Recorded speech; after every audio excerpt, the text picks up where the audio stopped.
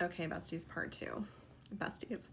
I'm getting that what has you in the Seven of Cups energy is the fact that every time you think of something to do, there is some little nagging voice in your head talking you out of it. So I've got the Ace of Cups. You know, there might be this desire inside of you to do something that is extremely emotionally fulfilling to you. And I am getting a creative energy from this. So maybe there is some kind of creative outlet that you wish that you could monetize. But I'm getting the Seven of Pentacles in reverse. Maybe when you have tried to do this in the past, it has been unsuccessful and it didn't seem like what you were putting into it, you were actually getting the results that you wanted. Now switch gears. I'm seeing that you're like, okay, that didn't work. What if I do this? I'm seeing you trying to invest your energy into this Ten of Cups energy. This Ten of Cups has a sweet little swan family on it. But bestie, underneath that is a Six of Swords. I'm seeing that maybe any time that you have tried to kind of create this family energy, you've ended up having to walk away from whatever it was you were building. And you're like, I really don't want to freaking do that again. I'm tired of starting over. So bestie, I'm pretty much out of cards, so I had to grab a new deck. So that to me always signifies that there is a perspective shift needed. There is a timeline jump needed. Maybe in order to get the results that you want, you have to completely walk away from whatever this timeline it is you have been on. So let's see what's on this other one. Spirit. Bestie, first card on the bottom of the deck was the Five of Cups. So, you know, even if you get over here, you're probably not going to be too happy about it. You're going to be kind of looking at what you invested over there and you're going to be a little in your feels about it. Bestie, okay, hold on though. So maybe on that other timeline that wasn't working out for you, but over here, the first two cards out of the deck are the Two of Pentacles, the Lovers, and the Ten of Pentacles. So maybe all that's needed is kind of this timeline jump. Maybe all that's needed is to get over to this different timeline and whatever, you know, cups you're filling and knocking over on that other timeline, that energy isn't really going to be present over here. This seems a little more fruitful. In fact, these cards, the cards from the first deck were a little more abstract, and these are based a little bit more in realism. So maybe this was more of like a dreamy energy, but when you get over here into like the real, I'm hearing the meat of it, this is actually a little more tangible. So bestie, whatever it is you're thinking of, you think that is impossible, I'm here to tell you that it is absolutely possible. Oh my God, these cards are so good over here. You've got the Queen of Cups and the King of Cups. So not only is there emotional fulfillment, but there are emotional boundaries. And the Wheel of Fortune. Okay, this is like a total new cycle that is starting. And I'm getting that it might have remnants of the old one. It might bear some kind of resemblance to it, but this cycle is going to work. This is just a higher octave, I'm hearing, a higher octave of whatever that is. And I'm getting full body chills when I said that. Spirit, what else about this? Okay, bestie. All right.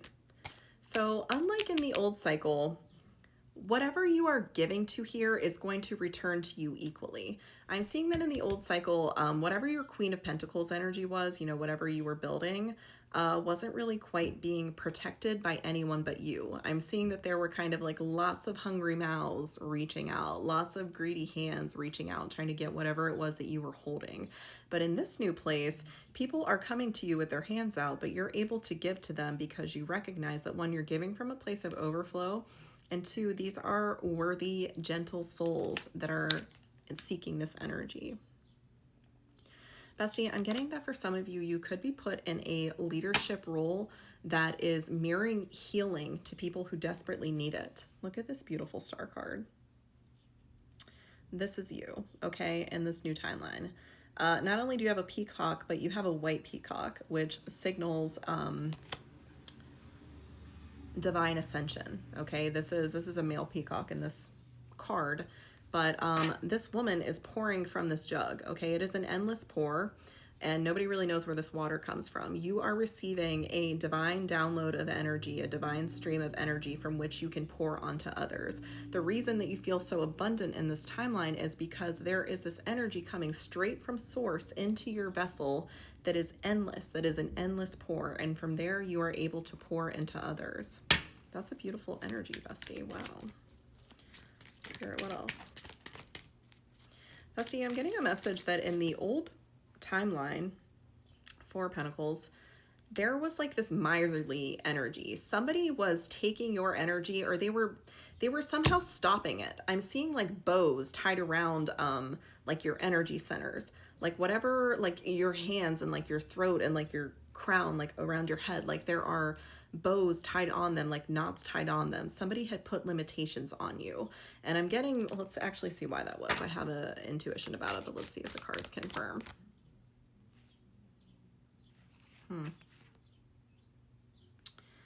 Well, bestie, I'm seeing that somebody over there was trying to stop you from doing something. They didn't want you to have this energy. They didn't want you to have this partnership. They didn't want you to be in equal connections. Maybe it's because if you saw what an equal connection was like, you would realize that the connection they were giving to you was total dog shit.